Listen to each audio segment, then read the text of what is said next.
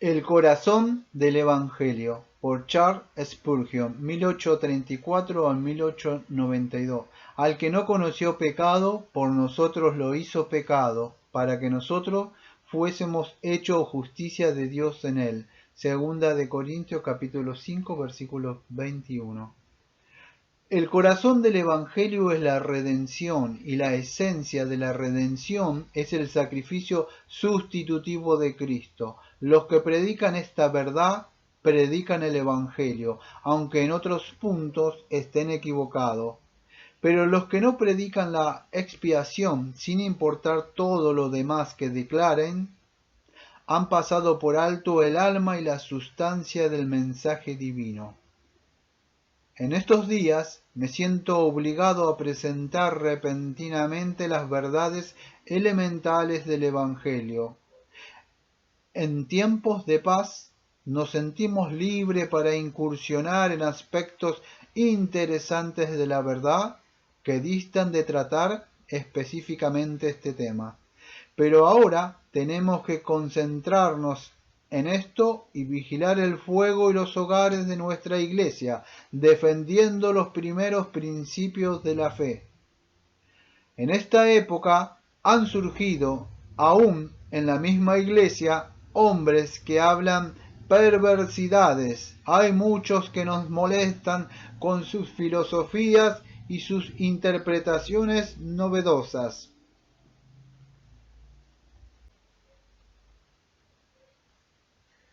Los que niegan las doctrinas que profesan enseñar y socavan la fe que se han comprometido a mantener, es bueno que nosotros, que estamos seguros de lo que creemos y no decimos palabra con significados secretos, nos plantemos y afirmemos nuestra posición, anunciando la palabra de vida y declarando claramente las verdades fundamentales del Evangelio de Jesucristo.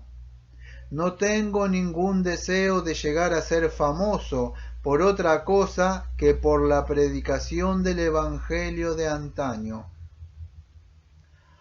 Hay muchos que pueden engañarlos, tocando música nueva. En cuanto a mí, me corresponde no tener otra música en ningún momento más que la que se escucha en el cielo. Al que nos amó y nos lavó de nuestros pecados con su sangre, a él sea la gloria e imperio por los siglos de los siglos. Apocalipsis capítulo 1 versículos 5 y 6. Mis hermanos, he descubierto que en mi larga experiencia que nada conmueve el corazón como lo conmueve la cruz de Cristo. Cuando el corazón se ha conmovido y ha sido herido por la espada de dos filos de la ley, nada cura las heridas como el bálsamo que fluye del corazón traspasado de Jesús. La cruz es vida para el muerto espiritualmente. Cuando vemos que los hombres se vivifican, convierten y santifican por la doctrina del sacrificio sustitutivo, podemos llegar con toda razón a la conclusión de que es la doctrina verdadera de la expiación. No he conocido a nadie que haya sido llevado a la nueva vida en Dios y en santidad, excepto por la doctrina de la muerte de Cristo, a favor del hombre. Corazones de piedra, que nunca antes latieron con vida, se han convertido en carne por medio del Espíritu Santo, causándoles que conozcan esta verdad. La historia del gran amante de las almas de los hombres que se dio a sí mismo para la salvación de aquellos que siguen siendo, en las manos del Espíritu Santo, la fuerza más poderosa en la mente. Primero, entonces, con la mayor brevedad posible, hablaré de esta gran doctrina. La gran doctrina La más grande de todas es esta: Dios, viendo a los hombres perdidos en razón de su pecado, ha tomado el pecado de ellos y se lo ha cargado a su Hijo unigénito, haciendo que aquello que no conocía pecado fuera pecado por ellos. Como consecuencia de esta transferencia del pecado, el que cree en Cristo Jesús es hecho justo y recto. Sí, es hecho justicia de Dios en Cristo. Cristo fue hecho pecado a fin de que los pecadores pudieran ser justos. Esa es la doctrina de la sustitución de nuestro Señor Jesucristo a favor de los hombres culpables. Consideremos primero, ¿quién fue hecho pecado por nosotros? La descripción de nuestro gran garante que aquí presenta abarca solo un punto, y es más que suficiente para esta meditación. Nuestro sustituto era sin mancha, inocente y puro. Al que no conoció pecado por nosotros, lo hizo pecado.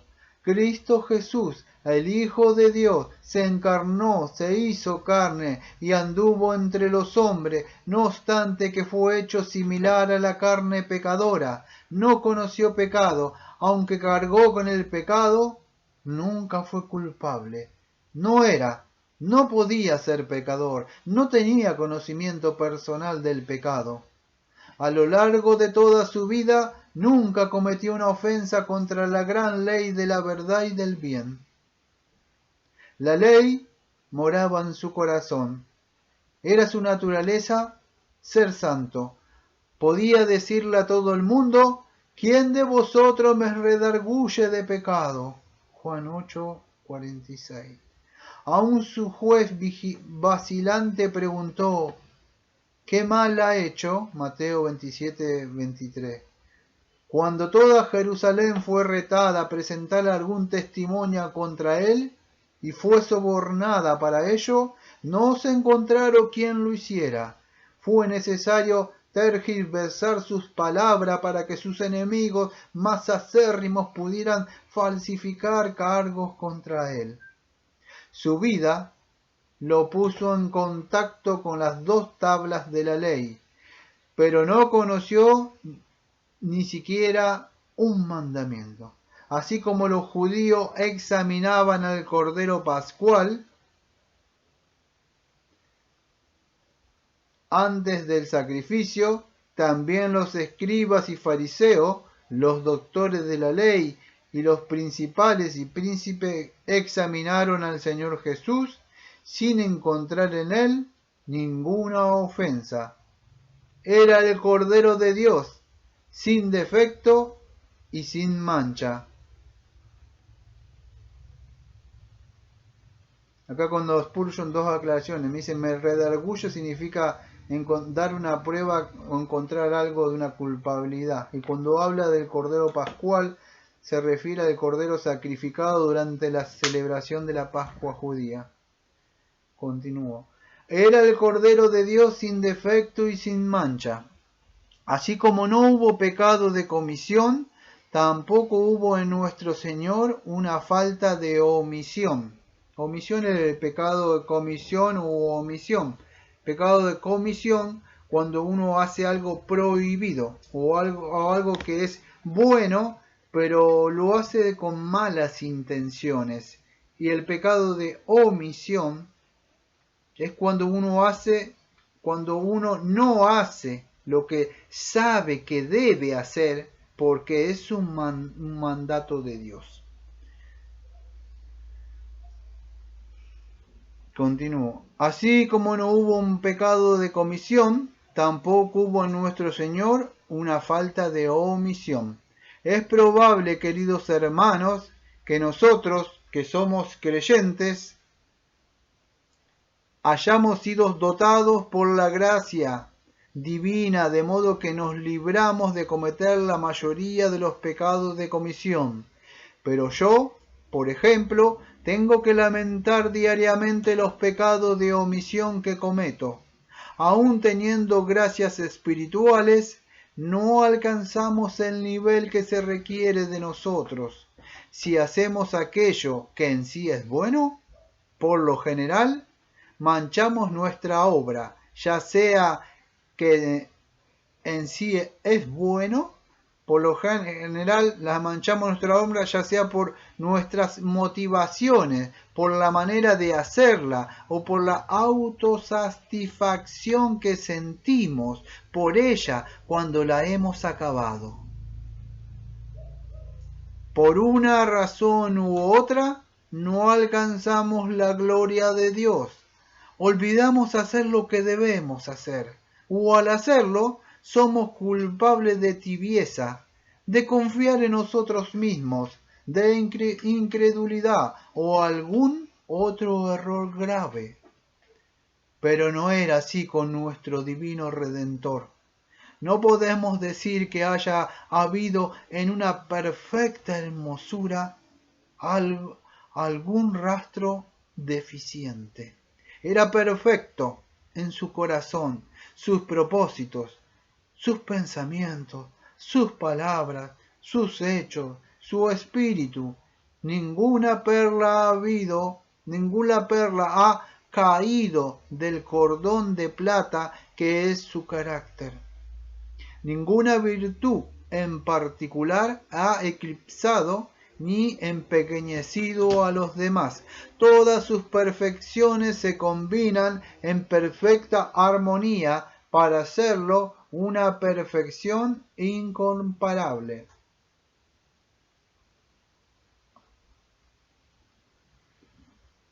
Tampoco conoció nuestro Señor un pensamiento pecaminoso. Su mente nunca produjo un deseo o un anhelo malo. Nunca hubo en el corazón de nuestro bendito Señor un deseo de placer indebido, ni un deseo de escaparse de ningún sufrimiento o vergüenza que incluía su servicio, cuando dijo: Padre mío, si es posible, pasa de mí esta copa. No era que se quisiera librar del trago amargo a costa de la obra perfecta de su vida. Si es posible, significa si es consecuente con la obediencia total al Padre y el cumplimiento de su propósito divino. Vemos la debilidad de su naturaleza disminuyendo y la santidad de su naturaleza resolviendo y venciendo, cuando agrega: pero no sea como yo quiero, sino como tú. Mateo 26, versículo 39. Tomó sobre sí la semejanza de la carne pecadora, pero aunque su carne con frecuencia le causaba cansancio físico, nunca produjo en él la debilidad de pecar. Llevó sobre sí nuestras debilidades, pero nunca mostró una debilidad que tuviera ni siquiera la más mínima culpabilidad. Nunca tuvieron esos ojos santos una mirada de maldad. Nunca salieron de sus labios palabras desatinadas. Nunca anduvieron esos pasos en pos de una misión mala, ni se movieron esas manos hacia un acto pecaminoso, porque su corazón estaba lleno de santidad y de amor en su interior, al igual que en su exterior. Nuestro Señor no tenía mancha alguna. Sus deseos eran tan perfectos como sus acciones. Escrutado por los ojos de la omnisciencia, nunca se encontró en él, ni en el más mínimo rastro, una falta. Efectivamente, no hubo en nuestro sustituto absolutamente ninguna tendencia hacia el mal en ninguna de sus formas. En nosotros siempre está esa tendencia, porque tenemos la mancha del pecado original. Es una aclaración que es importante acá cuando dice Spurgeon, el pecado original.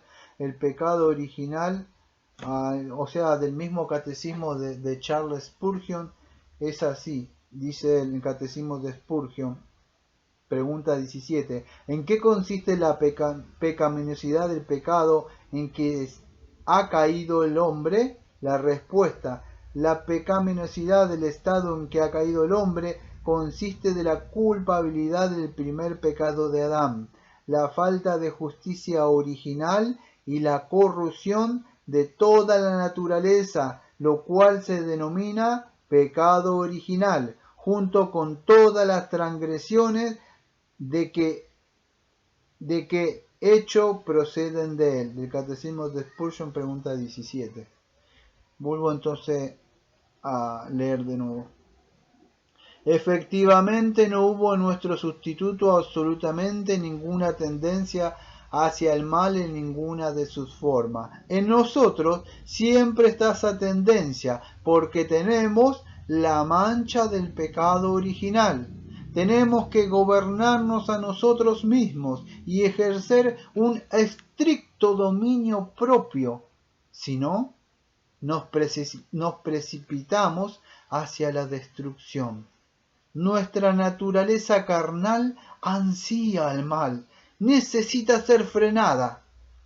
Feliz es el hombre que puede subyugarse a sí mismo, pero en cuanto a nuestro Señor, era puro, correcto y cariñoso por su naturaleza. Cada aspecto de su dulce voluntad tendía a lo bueno. Su vida espontánea era santidad en sí. Era Jesús, el niño santo, el príncipe de este mundo. No encontró en él leña para la llama que deseaba encender. No sólo no brotaba ningún pecado de él, sino que no había ningún pecado en él, ni inclinación ni tendencia en esa dirección. Observémoslos en secreto y lo encontraremos orando. Miremos su alma y lo encontraremos ansioso por cumplir y sufrir la voluntad del Padre. ¡Ah! El carácter bendito de Cristo, aunque tuviera la lengua de hombres y de ángeles, ¿no podría yo presentar dignamente su perfección absoluta? Con toda razón puede estar el Padre complacido con él. Muy bien, merece que el cielo lo adore. Amados, era absolutamente necesario que cualquiera apto para sufrir en nuestro lugar fuera sin mancha. El pecador merecedor del castigo por sus propias ofensas, ¿qué puede ofrecer más que cargar con la ira que merece por sus pecados?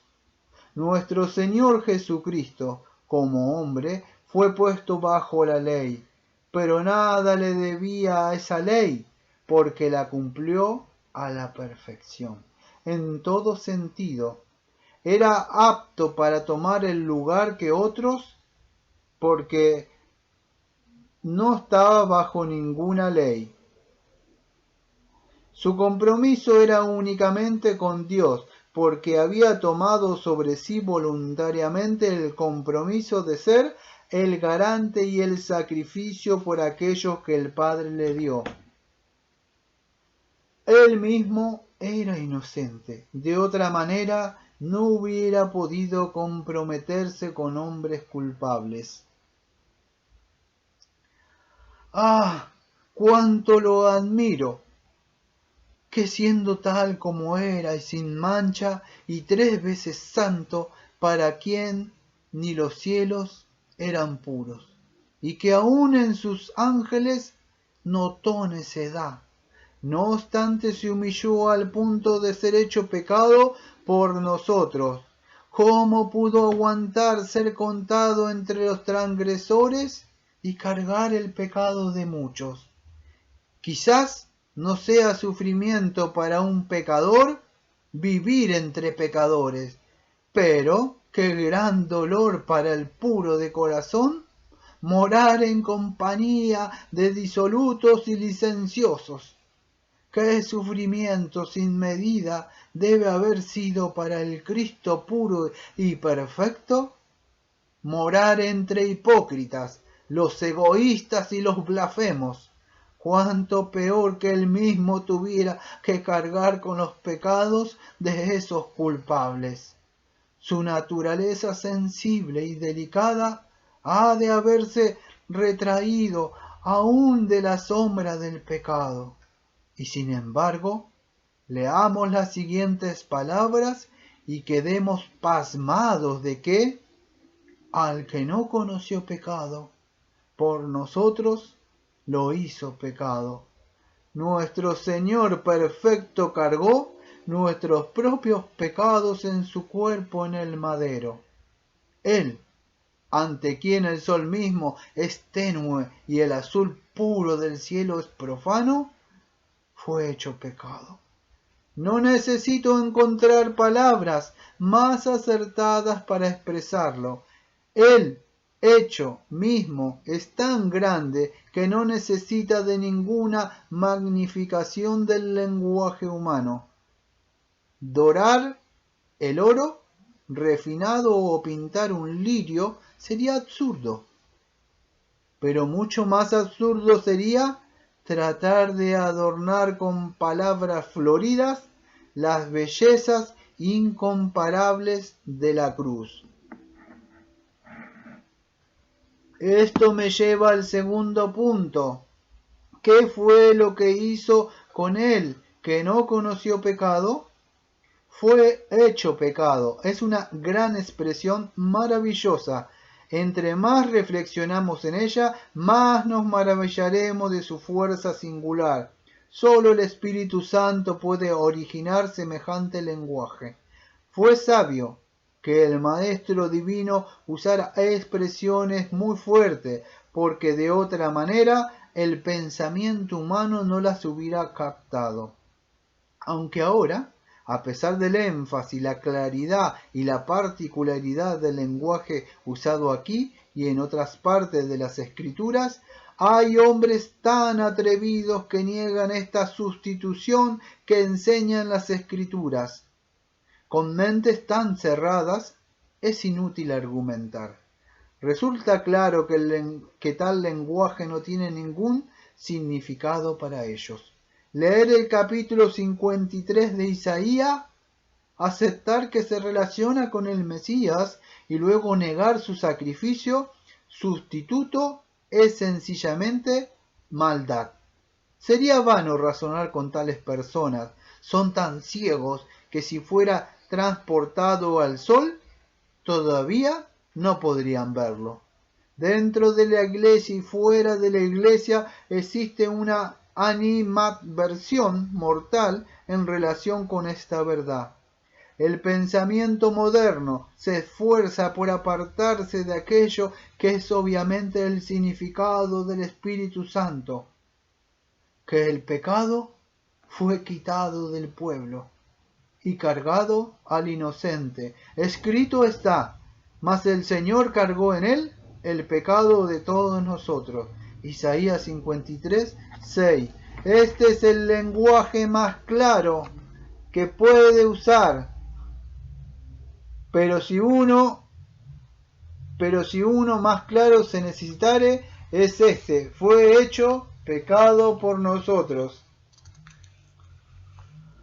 Dios el Señor cargó sobre Jesús, quien voluntariamente lo aceptó, todo el peso del pecado humano. En lugar de que cayera sobre el pecador, quien lo cometió, fue puesto sobre Cristo, quien no lo cometió, y la justicia que Jesús consiguió fue puesta a cuenta del culpable, quien no había trabajado por ella, de modo que el culpable fuera tratado como justo. Los que por naturaleza son culpables son considerados justos, mientras que por naturaleza no conocía pecado, fue tratado como culpable. Creo que he leído en decenas de libros que la transferencia es imposible, pero esa afirmación no ha tenido ningún efecto sobre mi mente. No me importa si es imposible o no, según eruditos e incrédulos. Evidentemente es posible para Dios, porque así lo ha hecho. Pero dicen que es contrario a la razón. Eso tampoco me importa. Puede ser contrario al razonamiento de esos incrédulos, pero no es contrario al mío. Dios lo dice y lo creo, y creyéndolo encuentro en ello mi vida y consuelo. ¿Acaso no lo predicaré? Seguramente que lo haré. Cristo no era culpable y era imposible hacerlo culpable, pero fue tratado como si fuera culpable, porque tuvo la voluntad de tomar el lugar del culpable. Efectivamente, no solo fue tratado como un pecador, sino que fue tratado como si hubiera sido el pecado mismo en lo abstracto. Esta es una afirmación asombrosa. El que no tenía pecado fue hecho pecado. El pecado le pesó mucho a nuestro sustituto. Sintió su peso en el jardín del Getsemaní, donde era su sudor como grandes gotas de sangre que caían hasta la tierra. Lucas 22:44.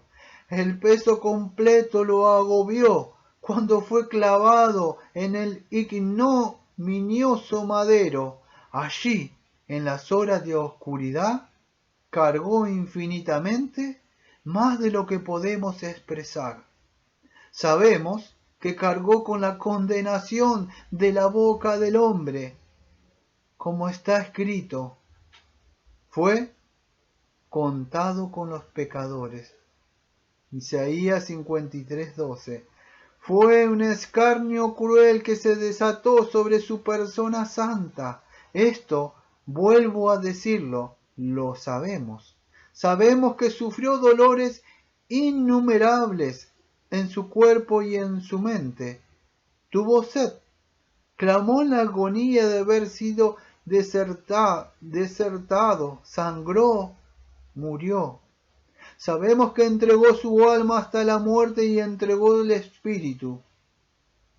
Pero detrás y más allá de todo esto, había un abismo de sufrimiento sin fondo. La liturgia griega se está refiriendo acá a los rituales usados en un culto público de la Iglesia Ortodoxa griega. La liturgia griega habla apropiadamente de sus sufrimientos desconocidos. Es probable que para nosotros sean sufrimientos imposibles de conocer. Él era Dios y hombre. La divinidad le otorgó un poder omnipotente a su humanidad, de modo que concentrado dentro de su alma y sobrellevado por ella, había tal angustia que nos es imposible concebir. Fue hecho pecado. Reflexionemos en estas palabras, captemos su significado, si podemos. Los ángeles quieren hacerlo. Miremos dentro de este terrible cristal. Dejemos que nuestra visita se adentre en este opal, en cuyas profundidades de sus piedras preciosas arden llamas de fuego. El Señor hizo que el perfectamente inocente fuera pecado por nosotros.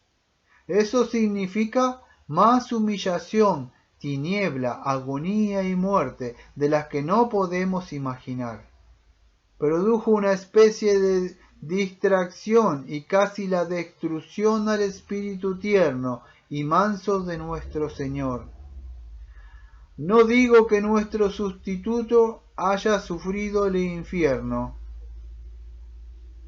Eso sería injustificable. No digo que sufrió el castigo exacto del pecado ni un equivalente, pero sí digo que lo sufrió. Fue para la justicia de Dios una vindicación de su ley, más clara y más eficaz de lo que hubiera sido por la condenación de los pecadores por quien murió. La cruz es en mucho sentido una revelación más plena de la ira de Dios contra el pecado humano que un Tofet.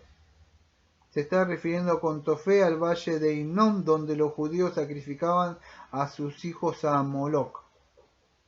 La cruz es en mucho sentido una revelación más plena de la ira de Dios contra el pecado humano que un Tofet, y el humo del tormento que sube por los siglos de los siglos. Referencia a Apocalipsis 14:11. El que quiera conocer el aborrecimiento de Dios por el pecado, tiene que ver al unigénito con su cuerpo sangrando y su alma sangrando hasta la muerte. Tiene que, de hecho, enfocar cada palabra de mi texto y captar su significado más profundo. Fue hecho pecado por nosotros. ¡Ah! La profundidad del terror y sin embargo la altura del amor.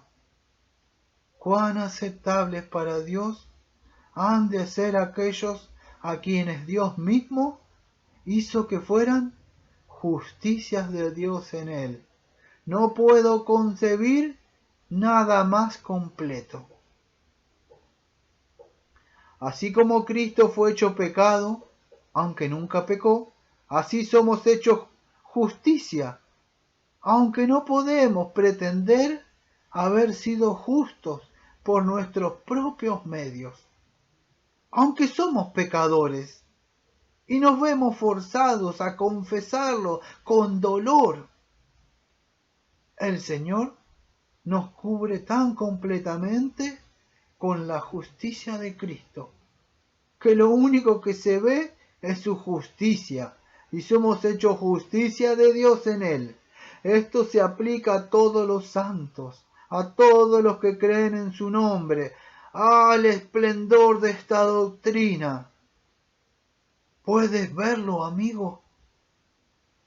Aunque seas pecador y por ello corrupto, deformado y vil, si aceptas al gran sustituto que Dios te brinda en la persona de su Hijo amado, tus pecados han sido apartados de ti y la justicia te ha sido dada. Los pecados fueron cargados a Jesús, el chivo expiatorio. Ya no son tuyos, Él te los ha quitado. Te digo que su justicia te ha sido imputada a ti. Y aún más digo con el texto, fuiste hecho justicia de Dios en él. Ninguna doctrina puede ser más dulce que esta para los que sienten el peso del pecado y la carga de su maldición. Un sermón predicado el domingo por la mañana, el 18 de julio del año 1886 en el Tabernáculo Metropolitano de Newton por Charles Spurgeon, 1834-1892, pastor inglés, el predicador más leído de la historia, con excepción de los libros de la Biblia. Nació en Kelvedon, Inglaterra,